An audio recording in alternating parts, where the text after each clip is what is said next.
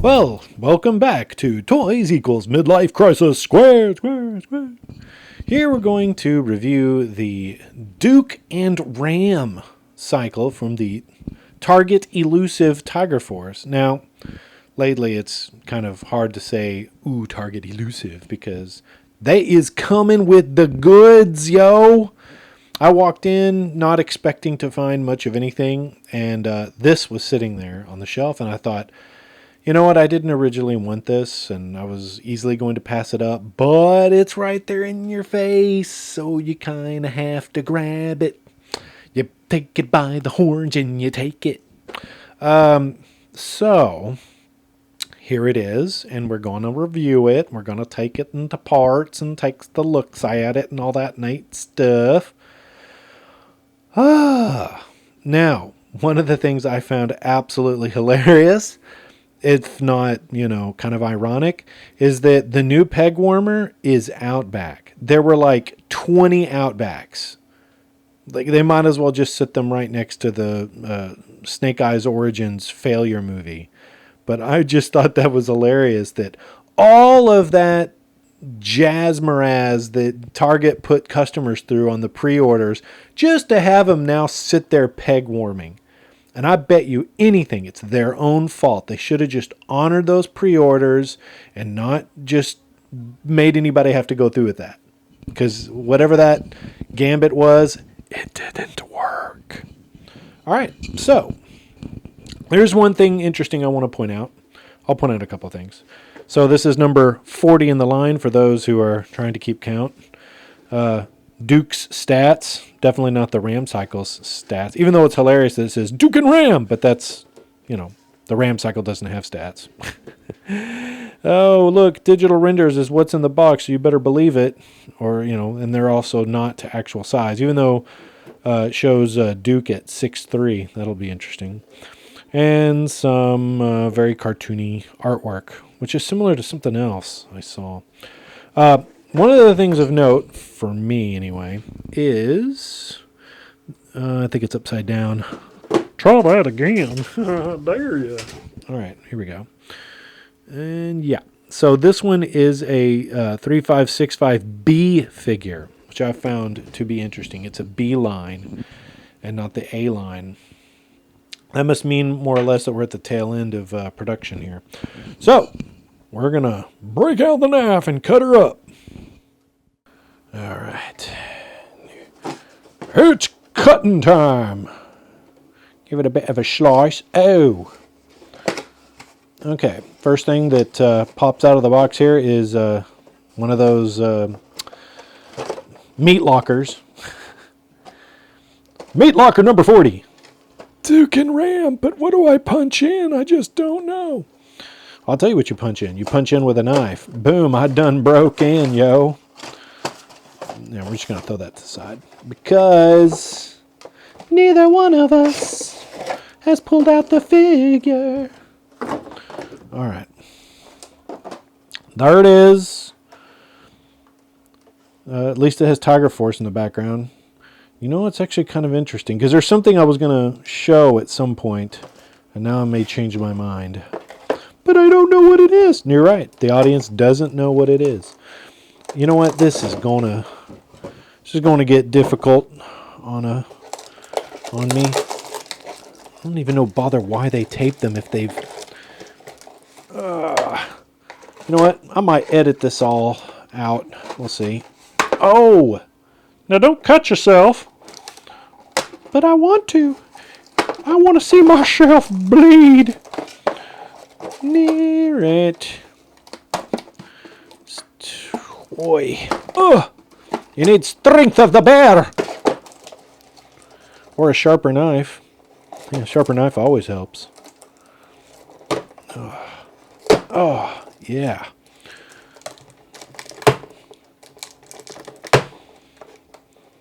Ooh.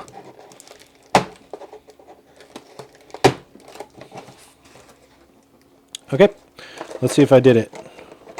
Yep. Freedom! Oh. Help me, I'm all tied up! Here, have a seat. Oh, on the side. Yep, that is a ram cycle. Let's see if I never have gotten this thing to work. Let's see if it worked now. Yeah, it do. All right. Ropiness. Away with you. No! All right, back in the box with you. And I don't want to see your face anymore. Yeah, things be falling. Things be falling on our channel. That's what we do best. Make things fall. Look at them. All right. Wow, that's interesting. Stay there. While we give the accessories a bit of a look-see. Oh my God. Well, at least, it's interesting. They have it sectioned out here. This is the first time I've seen this in one of these locker boxes. That they even bothered to section it out. Before they just kind of dump in there. It's like, come what may, who cares? All right. You little plastic, or not plastic, but you paper things. Oh, it's like Christmas. No, it's not. Prepárate. Oh, por muertas. All right, well, all right. So some things come locked in a preternatural. No. All right, so the gun. Okay, great. The other gun, my first gun in the ram cycle was bent. So let's see how this one fares, shall we? Ooh, and it's red. That's weird. And, well, yeah, okay, yeah, right. Advertisement. Yes, we want to make sure you know who killed you. It was Tiger Force. All right, so they all out the box. I'm going to be doing some editing and show you what else is there. No, we already know what else is there, but we're just going to lay it out. All right, we're going to take a look-see at the accessories, other than the main bike and the main character. So you get big old minigun. It is essentially, for all intents and purposes, a replica of both the heavy artillery roadblock minigun and the original ram cycle minigun. With, I will say this, here they kind of knew, hold on one second. If I have to edit this out, then so be it.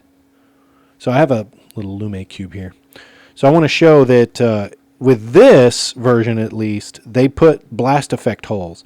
The other one, they're a little shallow. So I think they didn't know they were going to do blast effects until later. So some of those early ones don't seem to have it, but this one of course does. You get the two halves of the ram cycle, I don't know what you want to call it, the passenger car, which is now just going to only house a, all it's going to do is house the minigun. It's got a little training wheel. And the other side is empty. Though I do notice now that they put like grating, metal grating texture on the inside. That's actually a nice touch because if you think about it, no one's ever going to see the inside of that. So why bother? But they bothered, which, I appreciate. I do appreciate it. All right, and here we have the backpack with the painted shovel and the dual canteen. At least this time it's not that, nuclear green that they had on the original one. This is actually more of a relaxed army green, which I kind of like. And we have another rifle here. Let's see if I can get this. There we go. All right, and it's essentially the same rifle as used by, let's try to focus there. The same one used by Sergeant Stalker. And if I'm not mistaken, yes, the magazine is removable. But we're going to keep it there. And he comes with the world's worst stupid pistol that we've seen about 100 times in both Cobra, mostly Cobra. I mean, this is the same pistol you get in the Vipers. It's the same pistol you get on the Cobra Troopers. The same pistol you get in Baroness. It's like, this is the most worthless gun. No blast effects. Just, ugh. That is a pistol I am not using. That's going to go in the bin. And as soon as I get my Valaverse 10, he's going to get loaded out. And then you get his, I guess you would call this a binoculars, sort of. So he can find out how far away the sand people and banthas are. No, I'm just kidding. I mean, why not? Let's look. Yeah, well, that would be funny, wouldn't it? So anyway, I'm loaded everything out. I'm going to attach it to the, you know what? I am going to attach it, but I'm going to show you how, because no one else really does. So I'm going to be the first, sort of. Anyway, you see this? Let's see if I can get it in camera. You see this? This has to hook into this little port, right? And then once you do, it pretty much stays on. Then you get the cover, and you put it upside down, because I'm dumb. There, boom, you do that. Now, there's an interesting fade here. This, it looks more solid, of kind of an orange to yellow, but on the other side, it's got some red paint apps on it as well. Some might say an eyesore. This is incredibly 80s. So 80s. Anyway, so with the ram cycle, you got these two little ports, and they just literally, you can't go wrong. There's one small, one big, so it just, they plug right in. They plug them all up and plug them right in, and now you've got a ram cycle. Yeah. Oh, what? Oh, yeah, so with the ram cycle, the handlebars are on ball joints, even though technically they move with the wheels, but they have flexible ball joints on the handlebars. It's really bizarre. So anyway, let me load out Dookie. Well, just taking a quick peek at Duke. Let's see here. So, in my estimation, I'm going to get some bright light on him. So, in my estimation, my original version doesn't have this level of texture on his head, and I'll show you that here in a sec. But it seems like the head sculpt on this one's a lot sharper in terms of features and paint apps than my original. I don't know. Hopefully that's in focus. I think it is. The little gold medallion there. Metal, whatever. Signifier. And then he's got his thing with the Joe Pro. I think I'm taking that off. I have to keep his belt because that's how he'll... that's where he's going to have his binoculars. Digital noculars, and they just peg right in, and that's actually kind of cool. And you know what, now that I'm seeing these pants, I don't know why, but in all the other reviews they seemed awfully orange, like a brighter orange to me, to the point where I was actually thinking about removing, like swapping torsos with Outback, so that Outback will have tiger orange pants with a tiger orange shirt, and Duke will just be straight up military in fatigues. But it looked like it was that the legs on Outback are thicker because they're like Sergeant Slaughter legs. But I don't know. I'm still debating whether I'll do that, and maybe at the end of this video we'll find out. Also note that I don't have the repaint or the redeco, whatever you want to call it, whatever that second version was. I have the original, but they're keeping the same mold here. Like they even have the bullet holes, but you're minus the fade, the paint apps. So this doesn't have quite the number of paint apps that the original had, and I'll bring him out here in just a second to make that comparison. All right, so before I trot out my original Duke, I just want to show you kind of what I'm talking about here. Let's see here, I'm going to get some light on him. So if you swapped out, let's see if this is focusing. So if we swapped out the orange shirt and the pants, you can see where I'm headed with this. So that Duke would look more just straight up dull military, but I like that because he'll match a lot of the Valiverse grunts that I use as Joe fodder. Yeah, I think it would be interesting. That's just me, of course. So now, comparing him to my Duke, let me get this, put it back, those back. So this is I'm going to have to adjust camera angles. Prepare yourselves for movie magic. Okay.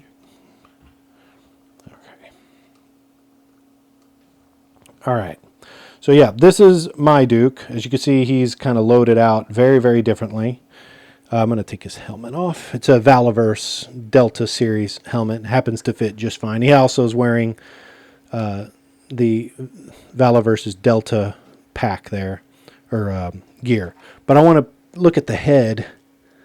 So yeah, let's see if I can get this. Get some light on it. All right, so now if you look at these heads, the fade is just very, very different in terms of color. I think I'm getting that right. Come on, man, focus. All right. So there are different kind of hair color paint apps, but I like this new one a little bit better to a certain degree. But yeah, you could see that the original, the legs, very, very different. Had some really good paint apps. I know a lot of people hated this futuristic look, but to be fair, it's, I mean, they did really great on the paint apps. The only other thing is the scar that was on his face is now no longer all that prominent.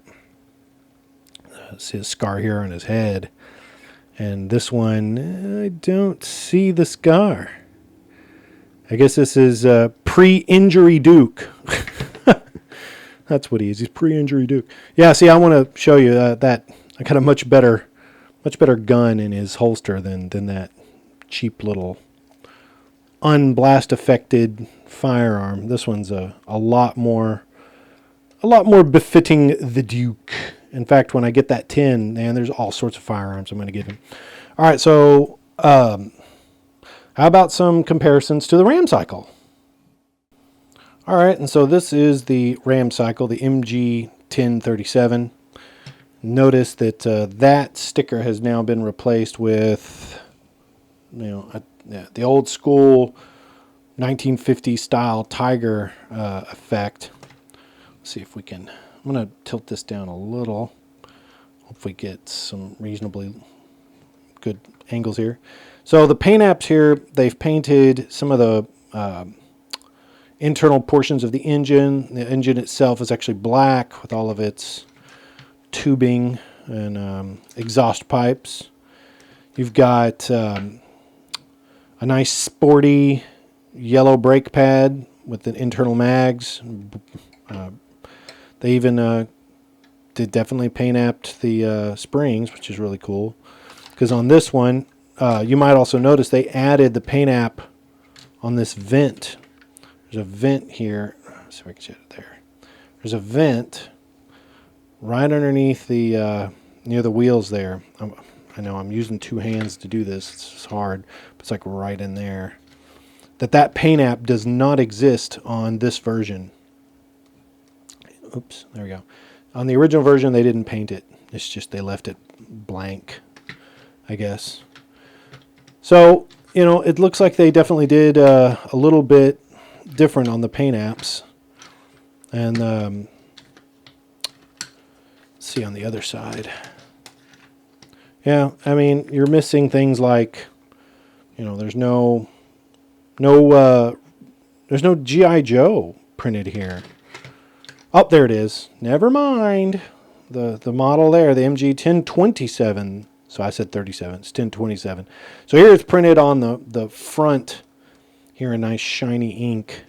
And here it's plastered definitely all over the side, which to be fair, I like a little bit better. But all in all, I mean, it's just, they're identical other than the drastic coloring, of the Tiger Force Ram cycle. All right, there we go. But now that I have it in hand, it's really not as bad as I thought. Oh, here they also painted the gas cap, where the original. Let's see if that's coming through. Yeah, the original does not have a painted gas cap. The odometer is different as well. Let's see if I can get this. So the odometer here, you got blue with a lot more detailed. The detailing's a little bit better, but this one, it's a little more plain and red. The windshield, instead of being clear plastic, it's just straight up black plastic. Instead of being semi-transparent, which, go either way on that. All in all, not all that bad. To be honest, I was really kind of expecting to hate it. I mean, I almost was thinking about not reviewing this at all and just like, you know what, I'm just gonna throw in the closet and just hold on to it. But you know what? I'm actually kind of impressed with it. Really, I don't know why. I just am. Yeah, it's really cool. There's also something written here. Instrument cover. Okay, all right. But you know what? This one also says instrument cover. It shows you how much I was paying attention when I bought this. Oh, here's something. So they used kind of a clearish plastic for the lights, except for that one. Oh no, I am receiving a call. Dang it. All right, coming back. Sorry, I had to take that call because it was the wife. And if you don't answer the phone, then there's anger. And next thing you know, your eyebrows get shaved off in your sleep. Never a good idea. So anyway, again, very, very happy with it. It's very interesting. So I want to do some comparisons. How about some comparisons? All right, so I only have one other Tiger Force member, Mr. Outback. And then you have Flint. I know Flint at some point joins or leads Tiger Force. So maybe we get him at some point in the future. I have Rakondo pre-ordered. I do not have a Bazooka pre-ordered, so I don't know if I'll be getting Bazooka. But hey, if it's anything like Outback, eventually he'll peg warm at Target, right? So we can hope. All right, let's continue with the Joe theme. Here we have Heavy Artillery Roadblock and Sergeant Stalker. As you can see, man, they're so Joe. All right, so now we're doing a little bit of a different comparison. This is Valaverse. This is the Riot Trooper, and this is the Urban Trooper, who I have the Firefly, the classified Firefly, but I really think I'm starting to see now why people wanted the Urban Trooper to be Firefly, because he looks a lot more like him. And I've kind of painted the grenades on the bandolier, but that was the Fortnite Snake Eyes bandolier, and I think it looks really cool. And I'm thinking of ordering Gridiron Studios loadout for Firefly, because I think it'll be really cool. And here I've given him the Viper cloth. But anyway, as you could see, the Valaverse figures are taller than Duke, which I find very interesting in case you want to join them up. Because I like to use the infantry. So I guess all the infantry are going to be taller than Duke. So here's an interesting matchup. Doing a Fortnite Sledge with amazing Spidey and his amazing friends Spider-Man. Yeah, that's a strange combination, really. So it looks like from here Duke and Spidey are the same size, but of course Sludge is much, much taller. It's a very strange figure, by the way. All right, just real quick, I'm going to show this difference here between these backpacks. This could be a little... Sorry if the sound drops, literally. Ugh. Okay. Here we go. So, and I'm hoping this shows up. I'm trying to shine light on them, so I'm using two hands. So you can see the nuclear green that the backpack is, along with the shovels. This is a very 1980s toy soldier green, is what I'll call it, versus a more subdued, realistic green with the metallic shovel. But there's one other thing that kind of irks me. If you're trying to peg it into the back, the bandolier is just going to get in the way because the bandolier doesn't have a hole. There's no hole with which to, peg it in. Like, it looks like there's a hole, would have been right there, but it has a texture. So I don't think they were planning on doing that. So you have to move it out of the way. And when you do that, it pushes back against the backpack and the backpack falls off. So now I'm starting to remember why I got rid of the bandolier to begin with.